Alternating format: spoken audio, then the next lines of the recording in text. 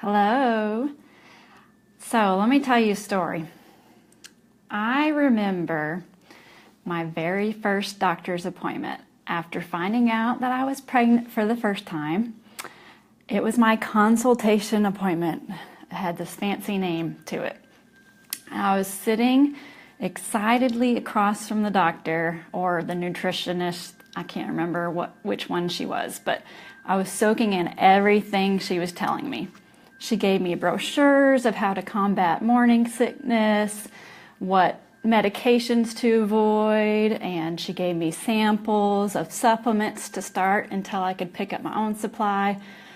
And one of the things I remember from that appointment was the important vitamin that I needed to get was folate, or B9. I needed extra of that when I was pregnant, and it was to protect my baby from certain birth defects. So I was like, sign me up, whatever I needed to do. I was to look for a multivitamin that had extra high levels of folic acid in it. Yep, did you hear that difference?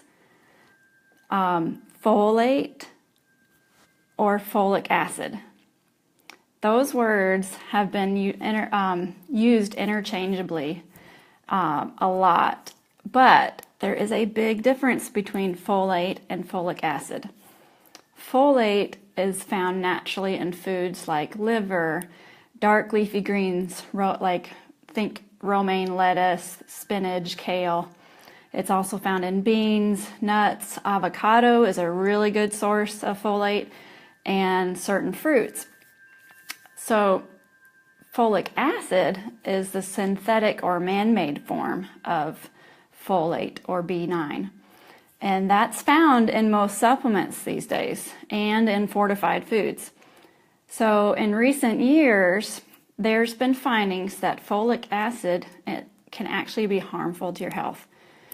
Even though it's highly pushed for pregnant women to take, in some cases, it's even been linked to cancer. And I'm talking, they've found evidence that it increased tumor sizes.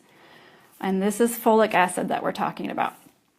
The biggest reason behind it becoming harmful is because if you're taking a synthetic form of it and high doses, and your body can't absorb that, it goes into the bloodstream, and that is where the problems start.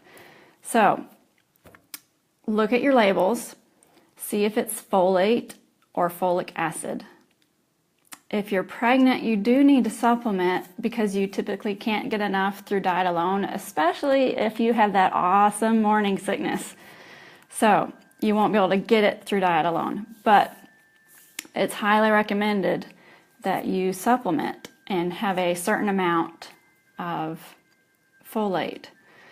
So, or you could be one of those people that has a gene mutation and you're not able to absorb folate, especially folic acid, the synthetic form of it.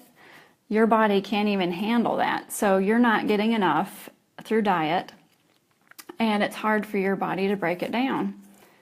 And so in those cases, supplementation is necessary. There are supplements out there that do it right. I personally have a multivitamin that has the natural form of folate in it. And if you need a recommendation, shoot me a message. But start reading your labels. Otherwise, Google high folate foods, and it'll pull up some lists for you to look at, and you can look through those and see if there's something that you can start adding to your diet.